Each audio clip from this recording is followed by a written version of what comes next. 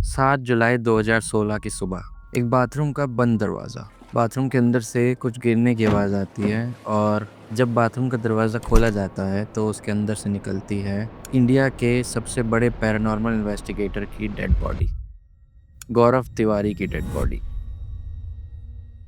गौरव तिवारी वो इंसान जिसने अपनी पूरी लाइफ में 6000 से भी ज़्यादा हॉन्टेड लोकेशंस पर जाके इन्वेस्टिगेशन किया है और उनको डिबंक किया है। उन्होंने ये सबको ये बताया है कि इन एंटिटीज से किसी को भी डरने की कोई ज़रूरत नहीं है। लेकिन मौत से ठीक एक रात पहले वो अपनी वाइफ से कहते हैं कि एक नेगेटिव फोर्स है जो इनके पीछे है और वो चाह कर भी उसे रोक नहीं पा रहे।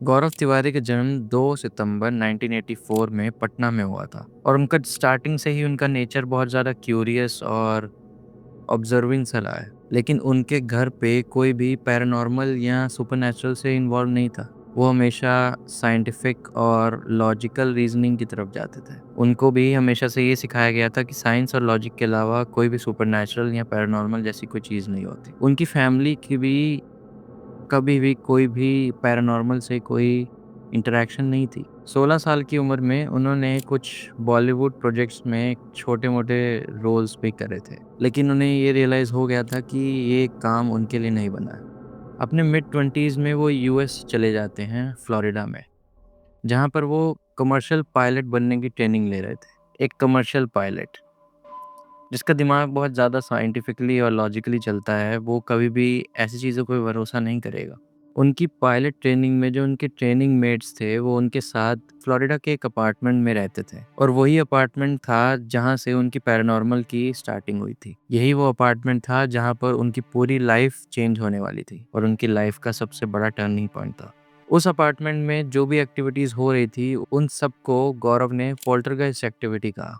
वो एक्टिविटीज़ जिसमें उन्हें खाली कमरों में से किसी की आवाज़ें सुनाई देती थी। सामान इधर-उधर हिलने लग जाता था, अपनी जगह से मूव करता था और एक ऐसी फीलिंग आती थी कि कोई उन्हें अंधेरों में से छुप कर देख रहा है।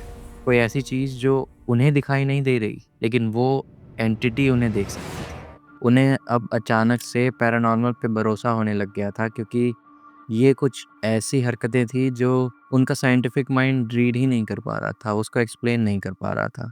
तभी उन्होंने अपनी एविएशन की पढ़ाई को ड्रॉप किया और उन्होंने फ्लोरिडा में एक एकेडमी को जॉइन किया, पैरानक्सिस रिसर्च एसोसिएशन। वहाँ उन्होंने एनरोल किया ताकि वो पैरानॉर्मल के बारे में और सीख सकें और जान सकें। गौरव तिवारी सिर्फ इंस्ट्रूमेंट्स यूज़ करके प्रूफ करने वाले इन्वेस्टिगेटर नहीं थे। वो ऐसे इन्वेस्टिगेटर थे जो खुद महसूस करना चाहते थे पैरानॉर्मल को और ऐसा ही एक मौका उन्हें मिलता है अपनी ट्रेनिंग के दौरान।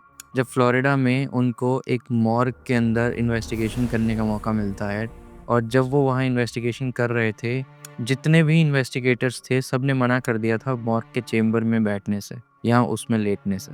लेकिन गौरव इतने ज़्यादा क्यूरियस थे, वो इसको इतने अच्छे से जानना चाहते थे कि वो इस चीज़ के लिए मान गए। मॉर्ग के उस चेंबर में लेट गए और उसके बाद मॉर्ग का वो चेंबर बंद कर दिया गया। Tell me when you're ready. I don't think I can do it, Ian. I'm sorry, I don't think I can do it.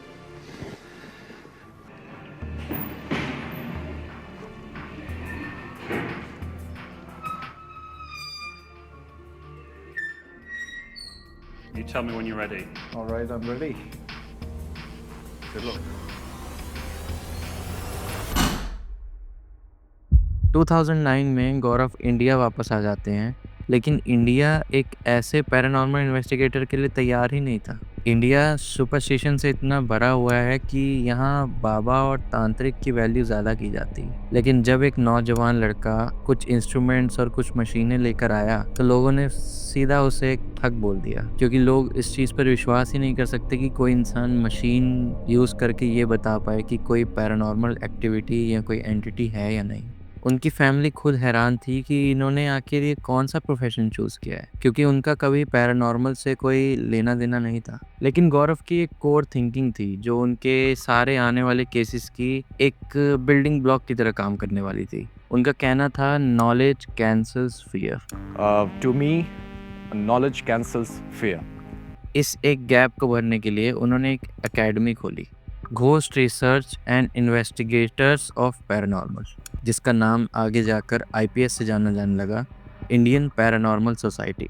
उनका मानना था कि ये एंटिटीज कोई रात में घूमने वाली मॉन्स्टर्स नहीं है, ये ह्यूमन सोल्स हैं जो मौत के बाद एक अलग फ्रीक्वेंसी में हैं और एक अलग वर्ल्ड में हैं, लेकिन उन पर भी यूनिवर्स के लॉज उतने ही लागू होते हैं जितने हम पर। उनका मानना था कि सुपर नेचुरल पर भरोसा करने का मतलब ये नहीं है कि अंधविश्वास रखा जाए, और इसी चीज़ को वो प्रूव करना चाहते थे साइंस को यूज़ करके। आईपीएस की इन्वेस्टिगेशंस में ईवीपी रिकॉर्डर्स, K2 मीटर्स और थर्मल इमेजिंग कैमरास जैसे अलग अलग इक्विपमेंट्स यूज़ होते थे। अपने पूरे करियर में गौरव ने 6000 से भी ज़्यादा केसेस पर काम किया, जिसमें से 98% केसेस में उन्होंने उन केसेस को डिबंक कर दिया। कई बार उन्होंने बताया कि हाई ईएमएफ की वजह से हेलुसिनेशंस क्रिएट होते हैं, वैसे ही कार्बन मोनोऑक्साइड के लीक्स की वजह से भी हेलुसिनेशंस होते हैं, या फिर कई बार ये सिर्फ एक स्ट्रेस की वजह से हमारा माइंड ये सब चीज़ें इल्यूजन्स हमें दिखाता है। गौरव को ये पता था कि हज़ारों लोगों की अगर वो सोच बदलना चाहते हैं तो वो बुक से या केसेस सॉल्व करके नहीं कर सकते, और ऐसा ही उन्हें एक मौका मिला 2011 में एमटीवी के एक शो के थ्रू, गर्ल्स नाइट आउट। उस शो में कोई जंप स्केयर्स नहीं होते थे। उस शो में पूरी टीम एक रियल हॉन्टेड लोकेशन पर जाती थी जहाँ पर वो शूट करते थे, और गौरव वहाँ पर पैरानॉर्मल गाइड की तरह काम करते थे, जो उन लोगों को ये बता सके कि क्या सही है करने में और क्या गलत। उन्होंने लोगों को साइंटिफिकली ये बताया कि एंटिटीज़ एग्जिस्ट करती हैं। वो अलग अलग न्यूज़ रिपोर्टर्स और न्यूज़ चैनल्स के साथ भी बहुत अलग अलग हॉन्टेड लोकेशंस पर जाते थे, जहाँ वो न्यूज़ रिपोर्टर्स के सामने ही पूरी अपनी इन्वेस्टिगेशन करते थे, जो न्यूज़ चैनल के कैमरा में भी रिकॉर्ड होती थी। अगर आप ये भी चाहते हैं कि हम यहाँ नहीं रहें, तो अपने होने का एहसास दिलाइए हमें।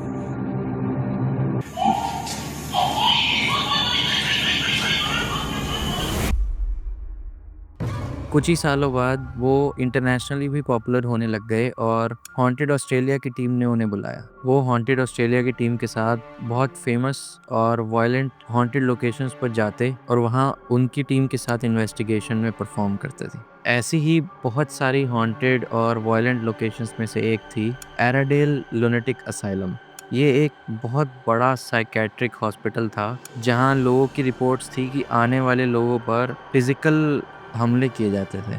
वहाँ पैरानॉर्मल एक्टिविटी इतनी एक्सट्रीम थी कि कहा जाता है कि वहाँ पर विजिटर्स पर फिजिकल अटैक्स तक होते थे। इस असाइलम के अंदर जब उन्होंने अपने मीटर्स और अपने इक्विपमेंट्स पर बहुत हाई इलेक्ट्रोमैग्नेटिक रीडिंग्स को कैप्चर किया, और ऊपर से गौरव को वहाँ पर फुल बॉडी ऑपरेशंस तक दिखाई दे रहे थे। Is there anyone with me who would like to show himself? I would like you to come forward and show yourself to me. Gaurav reviews the results at Surveillance Central. Looks like a humanoid shape. Is there someone standing here? Zooming in, they discover someone or something is definitely lurking in the darkness. इन सब evidences ने ये prove कर दिया कि वो location सच में बहुत ज़्यादा हॉन्टेड और पैरानॉर्मल है। गौरव की इतनी सारी इन्वेस्टिगेशंस के बीच में बहुत सारी इंडियन लोकेशंस भी थी, जो कुछ फेमस लोकेशंस मानी जाती हैं इंडिया की, और टॉप हॉन्टेड लोकेशंस में उनका नाम आता है। भांगड़ फोर्ट। भांगड़ फोर्ट को इंडिया की मोस्ट हॉन्टेड लोकेशन का नाम दिया जाता है। एक ऐसा फोर्ट जिसको किसी बाबा के थ्रू श्राप दिया गया था। एक ऐसी जगह जहाँ रात के बाद जाना मना है। वहाँ गार्ड्स होते हैं और किसी का भी जाना वहाँ अलाउड नहीं है। लेकिन जब गौरव और आईपीएस की टीम वहाँ गई तो वहाँ जाकर उन्होंने कहा, this is the best picnic spot I have ever visited. उन्होंने उस लोकेशन पर मजाक किया और उन्होंने कहा कि ये लोकेशन बिल्कुल भी हॉन्टेड नहीं है, और शायद यहाँ जो आना बैन है रात को, वो सिर्फ इसलिए है क्योंकि यहाँ आसपास जंगल है और बहुत सारे एनिमल्स हैं जो आ सकते हैं, और वो बहुत ज़्यादा डेंजरस हो सकते हैं। मैं भानगढ़ में हूँ, वो भी सूरज ढलने के बाद, और जैसा कि आपने देखा मुझे कोई भूत नहीं मिला यहाँ पे। तो आप क्या मेरे साथ भूत ढूंढेंगे यहाँ पे? आपको भी नहीं मिलेगा। यहाँ पे सिर्फ लंगूर, मोर और सियार, हाइनाज और पैंथर मिलेंगे, और मैं मिलूंगा। कोई भूत नहीं मिलेगा। कुलधारा विलेज। ऐसी ही एक इंडिया की बहुत हॉन्टेड लोकेशन है जिसका नाम है कुलधारा विलेज। कहा जाता है कि यहाँ पर ब्राह्मण रहा करते थे और जब वो इस गांव को छोड़कर जा रहे थे तो उन्होंने जाते आते श्राप दिया था कि कोई भी इस जगह पर बस नहीं पाएगा। जब आईपीएस की टीम यहाँ आती है तो रिकॉर्डर्स के ज़रिए उन्होंने बहुत ज़्यादा हाई ईवीपीस कैप्चर करी थी और कई रिकॉर्डर्स में उसी के फुसफुसाने की या लोगों के बात करने की या बच्चियों के बात करने की आवाज़ें भी आ रही थी। लेकिन गौरव ने इसे स्पिरिट रेजिड्यू का नाम दिया, ऐसी कॉन्शियसनेस जो रह गई थी, पीछे छूट गई थी और वो एक मेमोरी की तरह वहाँ रुकी हुई थी।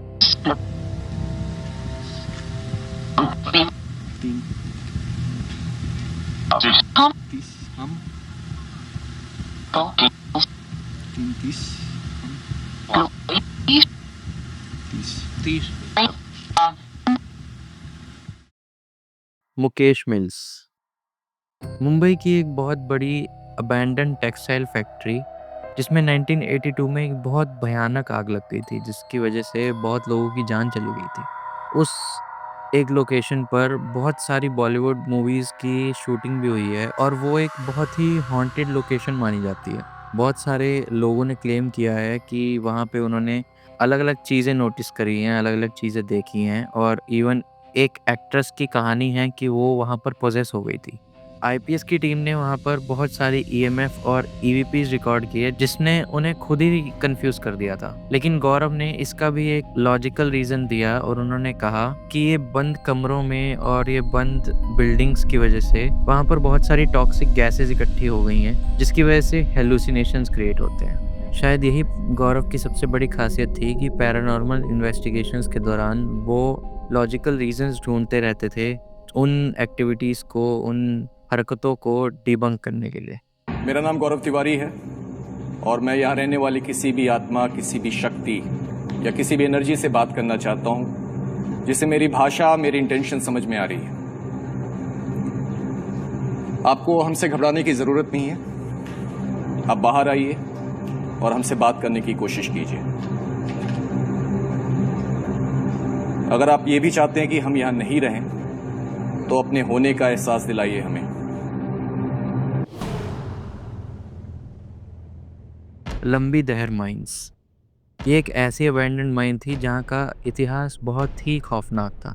अनस्टेबल वर्किंग कंडीशंस की वजह से वहाँ बहुत सारे वर्कर्स के साथ कैजुअलिटीज़ हुई थी और लोगों का कहना है कि उनको अभी भी उन लोगों की, उन वर्कर्स की चिल्लाने की आवाज़ें आती हैं और आसपास से जब भी गाड़ियाँ या कोई भी व्हीकल क्रॉस होता है तो वो अचानक ख़राब हो जाता है। आईपीएस ने वहाँ बहुत अजीब से वाइब्रेशन पैटर्न्स को नोटिस किया जो कि बिल्कुल भी एक्सप्लेनेबल नहीं थे और सबसे हैरान कर देने वाली चीज़ ये थी कि वहाँ पर उन्हें बहुत ज़्यादा रेडिएशन रीडिंग्स मिली, बहुत हाई रेडिएशन रीडिंग्स। गौरव का कहना था कि वो जगह बिल्कुल भी सेफ़ नहीं है because of these environmental hazards और साथ ही इतने सारे लोगों की डेथ्स की वजह से वो स्पिरिचुअली भी जगह सेफ़ नहीं है किसी के लिए जाने के लिए। अपने पूरे करियर में 6000 से भी ज़्यादा केसेस सॉल्व करने के बाद एक ऐसा केस था जो शायद से उनका आखिरी केस बनने वाला था। एक ऐसी इन्वेस्टिगेशन जिसके बाद शायद सब चेंज हो जाने वाला था। 2016 की गर्मियों तक आते आते गौरव तिवारी बिल्कुल बदल चुके थे। वो इंसान जो अपने डरे हुए क्लाइंट्स को शांत करवाता था और अपनी पूरी टीम को शांत रखता था और सबसे ज़्यादा लॉजिकल और साइंटिफिकली एक्सप्लेनेबल आंसर देता था, वो अब बदल रहा था। वो इंसान जो कहता था नॉलेज कैंसल्स फियर, अब वो कहने लगा था नॉलेज क्रिएट्स फियर। सोचो एक ऐसा इंसान जो सबको ये बता रहा है कि लॉजिक और साइंस यूज़ करके हम किसी भी अंधेरे को जीत सकते हैं और वो इंसान अब ऐसी बातें कर रहा था। 2016 की फेब में उन्होंने अपनी वाइफ आर्या से शादी की थी और शादी के बाद बहुत सारे फ्रिक्शंस थे उनके करियर चॉइस की वजह से। उनकी फैमिली और इवन उनकी वाइफ सब उन्हें कह रही थी कि ये पैरानॉर्मल वर्ल्ड और इस पैरानॉर्मल की दुनिया को छोड़कर वो एक स्टेबल जॉब कर लें। उन्होंने बहुत फेम भी एक्वायर किया था, बहुत सारे शोज़ भी किए थे, बट उसके बावजूद भी अब उनके पास कोई भी इन्वेस्टिगेशन केसेस, मेजर केसेस नहीं थे और मेजर कोई शोज़ नहीं थे जिसकी वजह से वो फाइनेंशियली स्टेबल हो सके। उनके इतने इमेंस टेलीविज़न फ़ेम जिसमें उन्होंने एमटीवी से लेकर सोनी टीवी तक और इंटरनेशनल नेटवर्क्स पर भी अपने इन्वेस्टिगेशन और अपने काम से रीच हासिल करी थी। अब उनके पास कोई फाइनेंशियल सपोर्ट नहीं आ रहा था। वो इन्वेस्टिगेटर जो 6 जुलाई 2016 को अपनी मौत से पूरे 24 घंटे पहले उन्होंने अपनी एक लास्ट इन्वेस्टिगेशन की थी। वो केस था वेस्ट दिल्ली के जनकपुरी में एक लड़की का केस, जिसमें एक डिमोनिक पोजेशन का शक हो रहा था। उस इन्वेस्टिगेशन के दौरान ऐसा क्या था, आखिर उन्हें ऐसा क्या मिला, और उस इन्वेस्टिगेशन के बाद ऐसा क्या हुआ कि गौरव तिवारी आज इस दुनिया में नहीं रहे। ये कहानी अभी ख़त्म नहीं हुई है और यहीं से हमारी कहानी का पार्ट 2 भी स्टार्ट होगा। और अगर आप इस कहानी के अगले पार्ट को देखना चाहते हैं तो do subscribe to the channel. Stay curious, क्योंकि हर पैरानॉर्मल केस ऐसा नहीं होता जो सॉल्व किया जा सके।